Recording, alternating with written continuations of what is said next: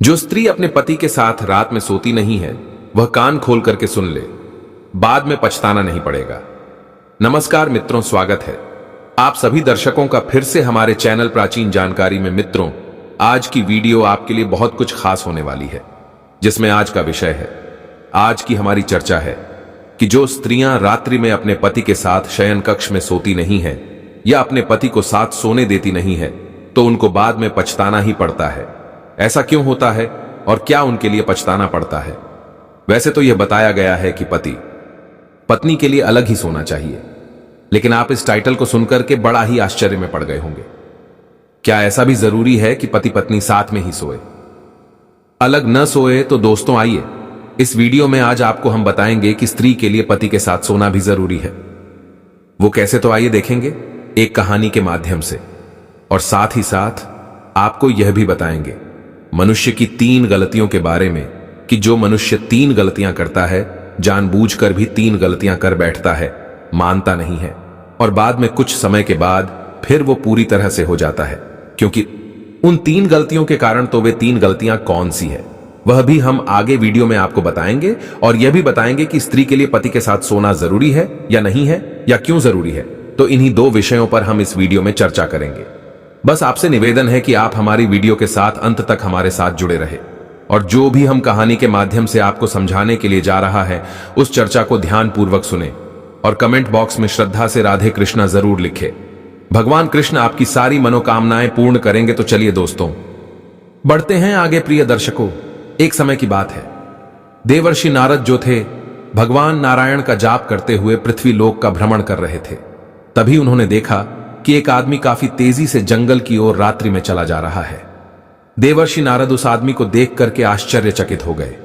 सोचने लगे, इतनी रात में हर कोई अपने अपने घर में घोर निद्रा में सो रहा होगा, लेकिन यह आदमी जंगल की ओर रात्रि में क्या करने जा रहा है और कहां जा रहा है? ऐसा सोचते हुए देवर्षि नारद उस व्यक्ति का पीछा करने लगते हैं। वे आदमी आगे आगे जा रहा था और देवर्षि नारद उस आदमी का पीछा करते करते आकाश मार्ग से होते हुए उसके पीछे पीछे जा रहे थे। दोस्तों, कुछ देर बाद वो नौजवान युवक एक झोपड़ी के पास पहुंच जाता है, जहां पर एक अत्यंत सुंदर स्त्री झोपड़ी के बाहर खड़ी हुई थी। देखने में बहुत ही सुंदर थी। स्त्री उस नौजवान को आते हुए देखकर कहती है, आइए, काफी देर से मैं तुम्हारा इंतजार कर रही थी, तुम काफी देर से आए हो। तब नौजवान भी कहता है कि हे प्रिय, आज मेरी पत्नी काफी देर में सोई, इसलिए आने में मुझे थोड़ा विलंब हो गया। तब औरत कहती है, कोई बात नहीं, भला तुम आए तो मुझे भी आज अपने पति को सुलाने में थोड़ी देर हो गई, लेकिन फिर भी तुमसे पहले ही आ गई। प्रिय दर्शकों, देवर्षि नारद दोनों की बातें सुन रहे थे। तभी औरत कहती है, चलिए अब हम दोनों अभी झोपड़ी के अंदर जल्दी चलते हैं और जिंदगी का असली आनंद लेते हैं। इतना कहने के बाद में दोनों झोपड़ी के अंदर चले गए। देवर्षि नारद यह देख करके आश्चर्य में पड़ गए और कहने लगे, वह रे पृथ्वी लोक की स्त्री और पुरुष दोनों का विवाह हो गया है, और फिर भी दोनों अपने अपने जीवन साथी को धोखा दे रहे हैं। इन्हें थोड़ी भी शर्म नहीं आती और किसी बात का भय इन लोगों को नहीं होता कि अपनी स्त्री और पति के साथ विश्वासघात करना कितना बड़ा पाप होता है। ऐसा लोग क्यों करते हैं? इसका कारण क्या है मित्रों?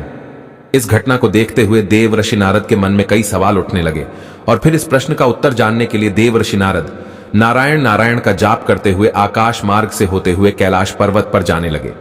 कुछ ही देर बाद देवर्षि नारद जो थे कैलाश पर्वत पर पहुंच जाते हैं, जहां पर भगवान शिव कैलाश पर्वत पर अपने आसन पर विराजमान थे। देवर्षि नारद को आते हुए देखकर भगवान शिव कहते हैं, आइए देवर्षि नारद, कैलाश पर्वत पर आपका स्वागत है। तब देवर्षि नारद भगवान शिव से कहते हैं, प्रभु प्रणाम। तब भगवान शिव देवर्षि नारद से बोले कि हे देवर्षि नारद, आज अचानक ही कैलाश पर्वत पर पधारने का क्या कारण है? तब देवर्षि नारद भगवान शिव से कहने लगे कि हे प्रभु, आज मैं पृथ्वी लोक का भ्रमण करने के लिए गया था। तभी मैंने एक विचित्र घटना देखी। उस घटना को देख करके मेरे मन में एक विकराल प्रश्न उठा, और उसी प्रश्न का हल जानने के लिए आपके पास में चला आया हूं। कृपया करके मुझे मेरे इस प्रश्न का उत्तर देकर मेरी शंका का समाधान करें, आपकी बहुत बड़ी कृपा होगी। तब भगवान शिव कहते हैं कि देवर्षि नारद, तुम निश्चिंत होकर के अपने प्रश्न पूछो, मैं तुम्हारे प्रश्न का उत्तर अवश्य दूंगा। भगवान शिव के मुख से इतना सुनते ही देवर्षि नारद कहने लगे कि हे प्रभु, मैं आपसे जानना चाहता हूं, कुछ स्त्रियां अपने पति के साथ सोती नहीं हैं, न रथ कीड़ा करने देती है। और हे प्रभु, मनुष्य अपने जीवन में कौन सी 3 गलतियां कर देता है जिससे उसे जीवन भर पछताना पड़ता है, और जो लोग वे गलती नहीं करते हैं उनका जीवन हमेशा खुशहाल बना रहता है। मनुष्य को अपने जीवन में कौन सी 3 कार्य कभी नहीं करने चाहिए।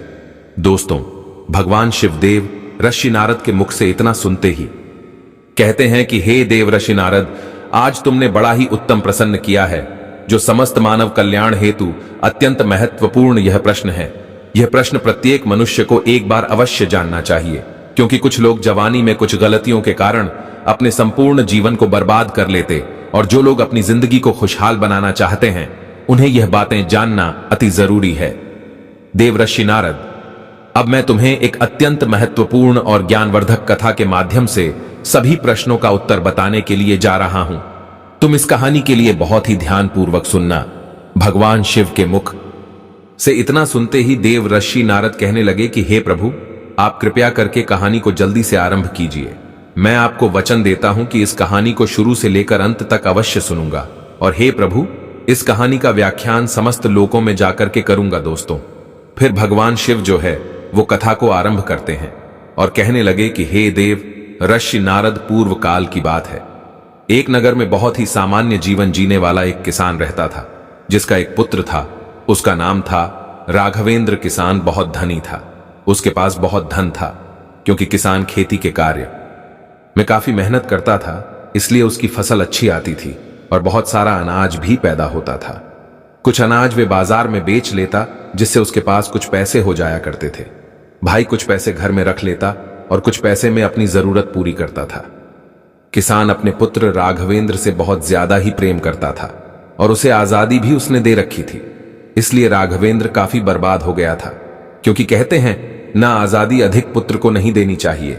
संतान के लिए अधिक आजादी ही उसको बर्बाद कर देती है और गलत रास्ते पर जाने से मजबूर कर देती है, क्योंकि भाई ज्यादा आजादी पुत्र के लिए हानिकारक होती है।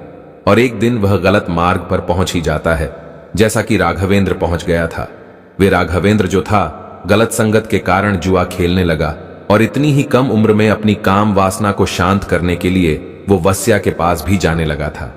एक दिन इस बात का पता किसान को चल गया कि मेरा पुत्र वस्यायों के पास भी जाने लगा है, जुआ भी खेलने लगा है और शराब भी पीने लगा है। इसका खर्चा बहुत ज्यादा बढ़ गया है, अब कोई उपाय करना ही होगा। फिर किसान ने सोचा, अब हमें अपने पुत्र का विवाह देना चाहिए, क्योंकि जब इसका विवाह हो जाएगा, घर में इसकी पत्नी आ जाएगी, तो जितने भी यह गलत कार्य कर रहा है, हो सकता है पत्नी इसे समझा दे और उसकी बात मान ले और अपने गलत मार्ग से सही मार्ग पर आ जाए। यह सोचकर के किसान ने अपने पुत्र राघवेंद्र का विवाह करवा दिया। विवाह होने के बाद राघवेंद्र घर में ही रहने लगा, क्योंकि उसकी पत्नी अत्यंत सुंदर और रूपवान थी। कुछ दिन बाद राघवेंद्र के माता पिता वृद्धा अवस्था में पहुंच गए, बहुत ही वृद्ध हो गए, और एक दिन ऐसा आया कि वे दुनिया को छोड़ करके चले गए। दोस्तों, कहानी को आगे बताते हुए भगवान शिव कहते हैं कि देव ऋषि नारद, असली कहानी तो अब यहां से शुरू होती है। राघवेंद्र की पत्नी अत्यंत सुंदर थी, इसलिए राघवेंद्र की काम वासना तो शांत होने लगी थी, परंतु राघवेंद्र का अब भी जुआ खेलने की आदत नहीं गई थी, इसलिए जुए में सारी संपत्ति वो राघवेंद्र हार गया, और अब उसके पास बिल्कुल धन नहीं था और ना ही कोई उसके पास हुनर था। हे देव ऋषि नारद, एक दिन उसकी पत्नी ने कहा कि अब तो कुछ नहीं है, घर पर यहां राजा के पास में चले जाओ और वहां कोई नौकरी ढूंढ लो, ताकि हम अपने जीवन का गुजारा कर सके। भगवान से बोले कि नारद, समझने वाली बात है, अगर कोई व्यक्ति राजा के पास नौकरी मांगने के लिए जाता है तो राजा पहले उससे पूछते हैं कि तुम क्या कर सकते हो। अगर आपके पास कोई अच्छा हुनर है तो तुम्हें नौकरी भी दे देंगे या किसी कार्य पर रख लेंगे। अगर कुछ भी नहीं है तो बेकार आदमी समझकर आपको वहां से निकाल देंगे। हे देव ऋषि, इंसान की कला ही उसकी पहचान होती है, और राघवेंद्र के पास तो कुछ भी नहीं था, ना धन था, ना ही उसके पास हुनर था। इसलिए वो अपने जीवन के एक ऐसे मोड़ पर पहुंच गया था जहां पर इंसान का केवल पछतावा ही बचता है। उसके 2 पुत्र भी हो गए थे, उनका विवाह करना था, पैसे की बहुत ही जरूरत थी और राघवेंद्र के पास फूटी कौड़ी नहीं थी। घर चलाना भी मुश्किल होने लगा। राघवेंद्र दाने दाने के लिए मोहताज होने लगा। राघवेंद्र अपने शरीर की शक्तियों को पूरी तरह बर्बाद कर चुका था। एक दिन राघवेंद्र काम भाव से अपनी पत्नी के पास गया, तब उसकी पत्नी बोली, इस संसार में इंसान का सबसे बड़ा सुख केवल काम वासना ही नहीं होता, बल्कि जरूरतमंद लोगों की मदद करना भी होता है। और जो लोग काम वासना के चक्कर में अंधे हुए हैं वो बर्बाद ही हो जाते हैं। हे स्वामी, अब मैं जो तुम्हें 3 गलती बताने के लिए जा रही हूं, बहुत ही गौर से सुनना कि मनुष्य 3 गलतियों को कर बैठता है। कुछ लोग अनजाने में करते हैं, कुछ लोग जानबूझ करके कर बैठते हैं, और जो गलती ये कर बैठते हैं बाद में पूरी तरह से बर्बाद हो जाते हैं। नंबर 1 गलती है, जो अपने जीवन के शुरुआती दिनों में अच्छी शिक्षा और हुनर नहीं सीखते हैं तो अपने जीवन और करियर में कई तरह की दिक्कतों का सामना करते हैं। आपकी यही गलती आपको जीवन भर परेशान कर सकती है। नंबर 2, कामों को टालने की आदत। अगर आप अपने जवानी के दिलों में किसी भी काम को करने में आनाकानी करते हैं और उस समय का सही तरीके से इस्तेमाल नहीं करते हैं तो ऐसा होने की वजह से आगे चलकर आपको अपने लक्ष्य को हासिल करने में काफी परेशानी भी हो सकती है। और नंबर 3 है, गलत संगत में रहना। अपनी जवानी के दिनों में गलत संगति में पड़ जाना और बुरी आदतों का लत लगा लेना आपको आने वाले समय में तरक्की करने से रोकेगा और आपको बर्बादी की ओर ले जाएगा। और सबसे जरूरी बातें हैं कि सेहत का ध्यान ना रखना। अगर आप जवानी के दिनों में अपने शारीरिक और मानसिक सेहत का ध्यान नहीं रखते हैं तो समय में आगे चलकर आपको कई तरह की बीमारियां भी हो सकती हैं। इसीलिए अपनी सेहत का विशेष ध्यान रखना अति आवश्यक होता है। तुमने तो अपने जीवन की शुरुआत ही गलत कर ली, इसलिए आज हम लोगों को इस तरह दिक्कतों का सामना करना पड़ रहा है। अब मैं तुम्हारे साथ काम कीड़ा नहीं करना चाहती हूं, बस तुम्हारे साथ सोना चाहती हूं ना, सुलाना चाहती हूं। अब उम्र आधी से ऊपर हो गई है, मैं भगवान की सेवा करना चाहती हूं। भगवान हम लोगों की सहायता अवश्य करेंगे। अब यही समय है कि आत्मा को परमात्मा से जोड़ने का। बाल अवस्था यानी जवानी तक लोगों का जीवन ब्रह्मचारी होता है। ब्रह्मचारी के बाद लोग विवाहित जीवन में जाते हैं। विवाहित जीवन में आने के बाद पुत्र की कामना करते हैं, पुत्र होने के बाद बहू की कामना करते हैं, फिर बूढ़े हो जाते हैं और फिर उस ब्रह्मचारी जीवन में वापस चले जाते हैं जहां से विवाहित जीवन में आए थे। इसलिए अब ब्रह्मचारी में जाना ही बेहतर है। जिस तरह युवा अवस्था को बर्बाद किया है उस तरह वृद्धावस्था को लोगों को बर्बाद नहीं करना चाहिए। पूजा, ज्ञान, सत्संग, भजन करना चाहिए और मैं अपने आप को बर्बाद होने देना नहीं चाहती हूं। अब तो तुम समझ ही गए होगे कि मैं तुम्हारे साथ काम क्रिया क्यों नहीं करना चाहती हूं और क्यों नहीं सोना चाहती हूं। अब हम लोगों का केवल एक ही लक्ष्य है, अपने बच्चों का विवाह कर देना। तुम काम क्रिया भूल करके मेहनत पर ध्यान दो, भगवान हम लोगों की जरूर सुनेगा। मित्र कहानी को आगे बताते हुए भगवान शिव कहते हैं कि देव ऋषि नारद उस राघवेंद्र की पत्नी ने सही कहा था कि जो मुझसे सच्चे मन से जुड़ जाते हैं उन्हें कभी कोई चीज की तकलीफ हो ही नहीं सकती है। फिर क्या होता है, उस औरत को एक बूढ़ी औरत मिल जाती है और वे बूढ़ी औरत जो थी अपना सारा धन संपत्ति उसको दे देती है और उसके घर में रहने लगती है। कहती है कि मेरे पास कोई पुत्र नहीं है, तुम ही सबको संभालो, मुझे 2 वक्त की रोटी मिल जाए, इतना ही मेरे लिए काफी है। फिर वे बूढ़ी औरत राघवेंद्र के घर ही रहने लगी। राघवेंद्र ने अपने दोनों लड़कों का विवाह भी किया और हंसी खुशी से पूरे परिवार में रहने लगता है। भगवान शिव कहते हैं कि देवऋषि नारद उस बुढ़िया के धन से राघवेंद्र का परिवार जो था उसमें सुधार तो आ गया, उसके घर में धन भी हो गया, लेकिन वो राघवेंद्र जो था थोड़ा गलत मार्ग पर पहुंच गया। उसकी स्त्री ने उसके साथ सोने से मना कर दिया, काम क्रिया करने से भी मना कर दिया और इसीलिए राघवेंद्र जो था दूसरे रास्ते पर निकल गया, जो रास्ता राघवेंद्र के लिए बहुत ही गलत था, जिसे आप देख करके आ रहे हो। राघवेंद्र जो था एक स्त्री के प्रेम के जाल में फंस गया था, क्योंकि उसकी स्त्री जो थी ना तो उसके साथ सोती थी, ना उसे सोने देती थी और ना ही उसकी काम वासना को शांत करने के लिए उसके साथ रथ क्रिया करती थी। और अपनी काम वासना से पीड़ित होकर के राघवेंद्र जो था दूसरी स्त्री के प्रेम के जाल में फंस जाता है और रात्रि में अपनी पत्नी को सुलाने के बाद में गांव से बाहर एक झोपड़ी में जाकर के उस स्त्री के साथ अपनी काम वासना को शांत करने के लिए उसी झोपड़ी में रथ क्रिया करता है और रथ क्रिया करने के बाद में दोनों अपने अपने घर चले जाते हैं। भगवान शिव कहते हैं कि देव ऋषि नारद, मेरे कहने का मतलब है कि स्त्री के लिए यह भी नहीं करना चाहिए, एकदम से इस तरह से अपने पति का त्याग नहीं करना चाहिए जिस तरह से राघवेंद्र की पत्नी ने कर दिया था। क्योंकि एकदम जो स्त्री अपने पति के साथ सोना छोड़ देती है और उसके साथ रथ क्रिया करना बंद कर देती है तो पति जो है वो गलत मार्ग पर निकल ही जाता है। क्योंकि अपने पति के लिए धीरे धीरे सही मार्ग पर लाया जा सकता है, एकदम नहीं लाया जा सकता। आइए देवर्षि, मैं स्त्रियों के लिए 3 महत्वपूर्ण ये बातें बताता हूं जो स्त्री के लिए कदापि नहीं करनी चाहिए। नंबर 1 है, स्त्री के लिए अपने पति के साथ रात्रि में विश्राम करना, उसके साथ सोना बिल्कुल बंद नहीं करना चाहिए, एकदम नहीं छोड़ना चाहिए। और जो स्त्रियां अपने पति के साथ रात्रि में सोने से इनकार करती है और बंद कर देती है, तो पति जो है फिर दूसरी स्त्रियों की तलाश में निकल ही जाता है। इसलिए स्त्री को चाहिए कि अपने पति के साथ रात्रि में सोने का त्याग ना करे। और नंबर 2, स्त्री को यह भी चाहिए कि अपने पति के साथ रथ क्रिया करना भी बंद ना करे। जो स्त्री अपने पति के साथ में रथ क्रिया नहीं करती है, एकदम उसे बंद कर देती है, तो पति व्यभिचारी बन जाता है और वह पराई स्त्री के साथ विचार करने लगता है। क्योंकि स्त्री ही जो है वह अपने पति को वर विचार करने से बचाती है, और वरना पति तो व्यभिचारी बन ही जाता है। जो स्त्री अपने पति की सारी इच्छाएं पूर्ण करती है और एक दिन सही मार्ग पर लाकर के उसे खड़ा कर देती है, तो वही स्त्री उत्तम मानी जाती है। और जो स्त्री अपने पति के शारीरिक संबंधों का त्याग कर देती है, तो वह अपने पति के वर विचार होने की दोषी कहलाने लगती है। इसलिए हर स्त्री को चाहिए कि वह अपने पति के साथ रथ क्रिया करे और अपने पति की काम वासना को भी शांत करे, ताकि उसका पति पराई स्त्री के चक्कर में वर विचार ना कर पाए। और नंबर 3 है, स्त्री को चाहिए कि उसका पति यदि काम वासना में अधिक लिप्त रहता है, तो धीरे धीरे उसे सही मार्ग पर लाए, उसे अच्छी अच्छी चर्चाएं सुनाए, अच्छा अच्छा सत्संग करवाए, और जहां भगवान की चर्चाएं चलती हो वहां उसे लेकर के जाए, ताकि उसकी दूषित बुद्धि में सुधार आ पाए और वो धीरे धीरे सही मार्ग पर आ पाए, भगवान का भजन कर पाए और भगवान का तप कर पाए।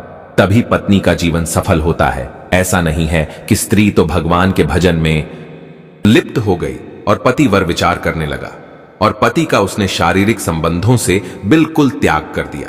पति वर विचार के मार्ग पर पहुंच गया और खुद स्त्री भगवान के भजन में लिप्त हो गई, तो यह भी गलत है। क्योंकि पति पत्नी जो होते हैं वो जिंदगी रूपी गाड़ी के दोनों पहिया होते हैं, और एक पहिया जो होता है वो अगर रास्ते से बाहर निकल जाता है तो चलने में गाड़ी को झटका लगता है। इसलिए स्त्री को चाहिए कि हर तरह से अपने पति की इच्छाएं पूर्ण करते हुए और उसे सही मार्ग पर लाकर के खड़ा कर देना। ऐसा जो स्त्रियां करती हैं, वे स्त्रियां इस समाज में सर्वश्रेष्ठ कहलाती हैं और अपने पति को गलत रास्ते पर जाने से रोक लेती हैं, वर विचार करने से भी बचा लेती हैं, ताकि अपने साथ साथ अपने पति का भी कल्याण करवा देती है। भगवान कहते हैं कि नारद, अब तो तुम जान ही गए होगे कि जिस पुरुष के लिए आप देख करके आ रहे हो कि उस कुटिया में स्त्री के साथ जो रथ क्रिया में लिप्त था, वह राघवेंद्र ही था। जो उसकी स्त्री ने उसके साथ शारीरिक संबंधों से बिल्कुल अपना मुख मोड़ लिया, ना तो उसके साथ सोती थी और ना उसके साथ रथ क्रिया करती थी। अपनी काम वासना को शांत करने के लिए राघवेंद्र जो था, पराई स्त्री के साथ वर विचार करने में लिप्त हो गया, जिसे आप देख करके आ रहे हो। दोस्तों, देवर्षि नारद अपने प्रश्नों का हल जान करके बहुत ही प्रसन्न हो जाते हैं और नारायण नारायण का जाप करते हुए वहां से प्रस्थान कर जाते हैं। तो दोस्तों, उम्मीद करता हूं यह जानकारी आपके लिए भी बहुत ही पसंद आई होगी। यदि अच्छी लगी है तो कमेंट बॉक्स में जरूर बताइएगा। इतना समय देने के लिए आप सभी का बहुत बहुत धन्यवाद। अब दीजिए इजाजत, मिलते हैं अगली वीडियो में किसी और ज्ञान चर्चा के साथ। वीडियो लाइक करना मत भूलिएगा। सभी सब्सक्राइबर बंधुओं एवं दर्शक भाई के लिए जय श्री कृष्णा। ओम नमः शिवाय।